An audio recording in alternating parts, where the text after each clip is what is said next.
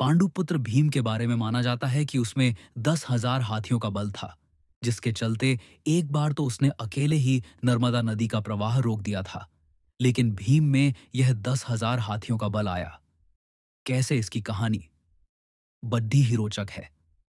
कौरवों का जन्म हस्तिनापुर में हुआ था, जबकि पांचों पांडवों का जन्म वन में हुआ था। पांडवों के जन्म के कुछ वर्ष पश्चात पांडु का निधन हो गया। पांडु की मृत्यु के बाद वन में रहने वाले साधुओं ने विचार किया कि पांडु के पुत्रों, अस्थि तथा पत्नी को हस्तिनापुर भेज देना ही उचित है। इस प्रकार समस्त आर्षिगण हस्तिनापुर आए और उन्होंने पांडु पुत्रों के जन्म और पांडु की मृत्यु के संबंध में पूरी बात भीष्म, धृतराष्ट्र आदि को बताई। भीष्म को जब यह बात पता चली तो उन्होंने कुंती सहित पांचों पांडवों को हस्तिनापुर बुला लिया।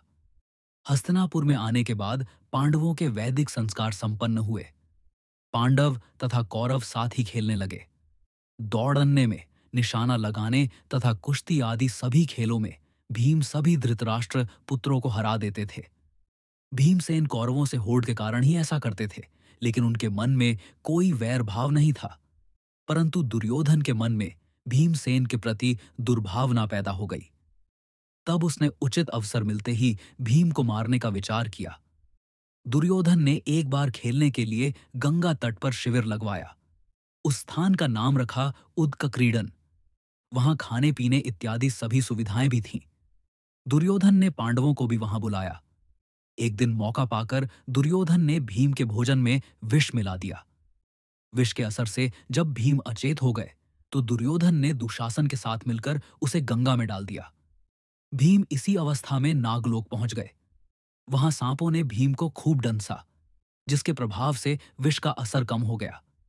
जब भीम को होश आया तो वे सर्पों को मारने लगे। सभी सर्प डरकर नागराज वासुकी के पास गए और पूरी बात बताई। तब वासुकी स्वयं भीमसेन के पास गए। उनके साथ आर्यक नाग ने भीम को पहचान लिया। आर्यक नाग भीम के नाना का नाना था। वह भीम से बड़े प्रेम से मिले। तब आर्यक ने वासुकी से कहा कि भीम को उन कुंडों का रस पीने की आज्ञा दी जाए जिनमें हजारों हाथियों का बल है। वासुकी ने इसकी स्वीकृति दे दी। तब भीम 8 कुंड पीकर एक दिव्य शैया पर सो गए। जब दुर्योधन ने भीम को विष देकर गंगा में फेंक दिया तो उसे बड़ा हर्ष हुआ। शिविर के समाप्त होने पर सभी कौरव व पांडव भीम के बिना ही हस्तिनापुर के लिए रवाना हो गए। पांडवों ने सोचा कि भीम आगे चले गए होंगे। जब सभी हस्तिनापुर पहुंचे तो युधिष्ठिर ने माता कुंती से भीम के बारे में पूछा। तब कुंती ने भीम के न लौटने की बात कही। सारी बात जानकर कुंती व्याकुल हो गई। तब उन्होंने विदुर को बुलाया और भीम को ढूंढने के लिए कहा।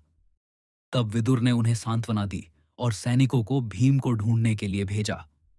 उधर नागलोक में भीम 8वें दिन रस पच जाने पर जागे। तब नागों ने भीम को गंगा के बाहर छोड़ दिया। जब भीम सही सलामत हस्तिनापुर पहुंचे तो सभी को बड़ा संतोष हुआ। तब भीम ने माता कुंती व अपने भाइयों के सामने दुर्योधन द्वारा विष देकर गंगा में फेंकने तथा नागलोक में क्या क्या हुआ यह सब बताया। युधिष्ठिर ने भीम से यह बात किसी और को नहीं बताने के लिए कहा।